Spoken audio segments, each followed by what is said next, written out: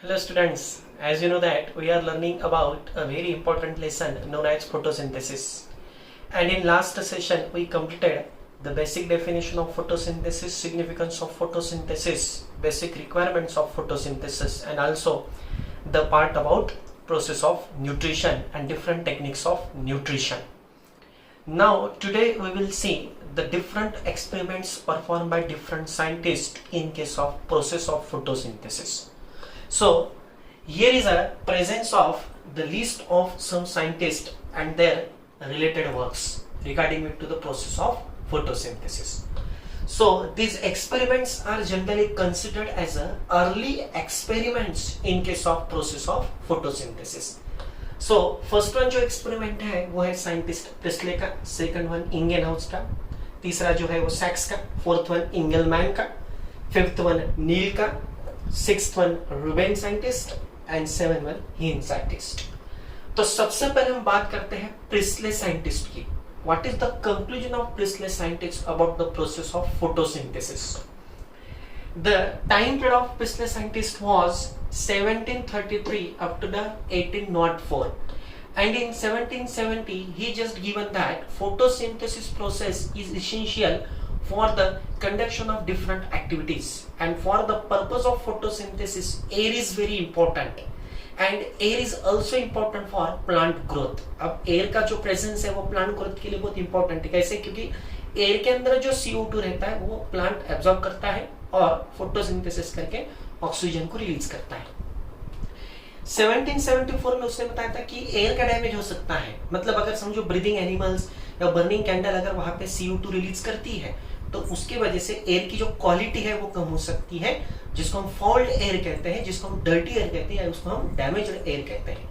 अब Presley scientist ने और एक बात बताई थी कि प्लांट क्या कर सकता है, रिस्टोर कर सकता है, गैसेस को रिस्टोर कर सकता है, एयर को रिस्टोर कर सकता है. कैसे कर सकता है? तो उसने एक एक्सपेरिमेंट किया था. उसने एक बेल जार लिया था. उस बेल जार के अंदर उसने एक माउस लिया था जो लिविंग नेचर का था, और एक उसने बर्निंग कैंडल को लिया था.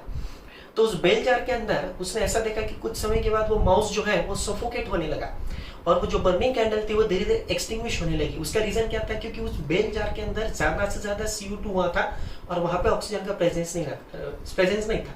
लेकिन जब उसने वहां पे मिंट प्लांट को रख दिया तो मिंट प्लांट रखने से क्या हुआ, वहां पे मिंट प्लांट ने जितना भी CO2 प्रोड्यूस किया था माउस ने और बर्निंग कैंडल है वो पूरा CO2 उस पर्टिकुलर प्लांट ने एब्जॉर्ब कर लिया और बदले में ऑक्सीजन का रिलीज कर दिया. इसका मतलब क्या है कि green plants can restore the air which is removed by breathing animals and different types of burning candles. इसका मतलब जो भी लिविंग थिंग्स या कोई भी चीज ले लो जो CO2 को रिलीज करेगी, वो CO2 रिलीज होने के बाद उसका रिस्टोरिंग प्लांट करता है और प्लांट बदले में फोटोसिंथेसिस करके ऑक्सीजन को क्या करता है, वहां पे रिलीज करता है.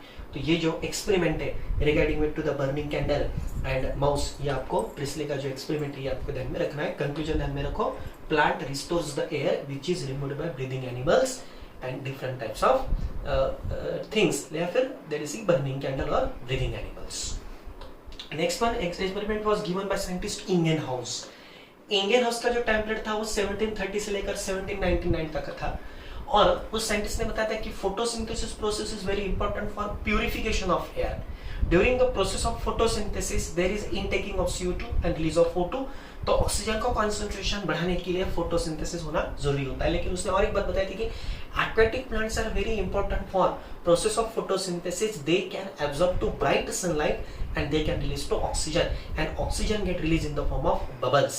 जैसे कि उसने एक बात बताई थी कि अगर कोई ग्रीन प्लांट का अगर जोन है या एक्वाटिक प्लांट को अगर हम देखते हैं तो एक्वाटिक प्लांट क्या करती है, ब्राइट सनलाइट को एब्जॉर्ब करती है, बदले में ऑक्सीजन प्रोड्यूस करके. तो उन ग्रीन प्लांट्स के या एक्वाटिक प्लांट्स के नजदीक हमें ऑक्सीजन के बबल्स देखने को मिल सकते हैं. इससे ये पता चलता है कि sunlight is very important for process of photosynthesis, and due to the process of photosynthesis there is release of lot of oxygen. तो ये जो बात बताई थी ये उस साइंटिस्ट ने बताई थी. इसलिए फोटोसिंथेसिस का मेन सिग्निफिकेंस क्या है, रिलीज ऑफ ऑक्सीजन मॉलिक्यूल्स. फिर तीसरा जो साइंटिस्ट आया था उसका नाम था सैक्स. साइंटिस्ट ने एक सिंपल कंसेप्ट बताया था कि during the process of photosynthesis when glucose get synthesized, ultimately glucose is stored in the form of starch molecules in the chloroplast, because chloroplast is the basic set for process of photosynthesis. उसने इतना ही कहा था कि जो भी glucose बनेगा, जैसे कि कल हमने रिएक्शन देखा था कि उसके अंदर C6H12O6 बनता है, वो क्या है, ग्लूकोज है। ग्लूकोज स्टोर होते होते होते होते उसका कन्वर्जन स्टार्च में वहां पे हो जाता है, तो ये आपको ध्यान में रखना है। उसके बाद और एक साइंटिस्ट आया था जिसका नाम था इंगेलमैन। इंगेलमैन साइंटिस्ट का जो टाइम पीरियड था वो 1843 से लेकर 1909 तक का था, और उस साइंटिस्ट ने क्लैडोफोरा के ऊपर एक्सपेरिमेंट किया था। उसने एक अलगा लिया था, अलगा का मतलब जैसे कि हम उसको एक एक्वेटिक प्लांट कहते हैं, आपको मालूम है अलगा क्या रहता है, एक सिंगुलर फॉर्म है अलगी का। तो अलगा जो क्लैडोफोरा था उसके सामने उसने या उसके अलोंग उसने एरोबिक बैक्टीरिया को रख दिया, और उसने एक प्रिज्म लिया था, उस प्रिज्म में से उसने सनलाइट को पास किया। प्रिज्म में से जब सनलाइट पास होता है तो 7 कलर के रेडिएशंस वहां पे क्रिएट होते हैं, जिनको हम VBGYO क्या कहते हैं उसको, VIBGYOR। तो उसमें से जो ब्लू और रेड कलर के जो रेडिएशंस होते हैं उनके प्रेजेंस में क्लैडोफोरा का ग्रोथ कैसा हुआ था, ज्यादा हुआ था, क्योंकि ब्लू और रेड लाइट फोटोसिंथेसिस के लिए सबसे ज्यादा वहां पे क्या करते हैं, पार्टिसिपेशन करते हैं पूरे लाइट रेडिएशंस में। और क्लैडोफोरा की फोटोसिंथेटिक एक्टिविटी ज्यादा होने की वजह से वहां पे ऑक्सीजन भी ज्यादा प्रोड्यूस हुआ, और ऑक्सीजन का इंटेकिंग एरोबिक बैक्टीरिया ने किया, तो उनकी भी वहां पे क्या हुई, ग्रोथ ज्यादा हुई। इसका मतलब इसका कंक्लूजन क्या है, in the sense of blue colour and red colour there is a more rate of photosynthesis, and when the rate of photosynthesis is more, so there is a release of more oxygen। ये conclusion जो है ये आपको इंगेलमैन का ध्यान में रखना है।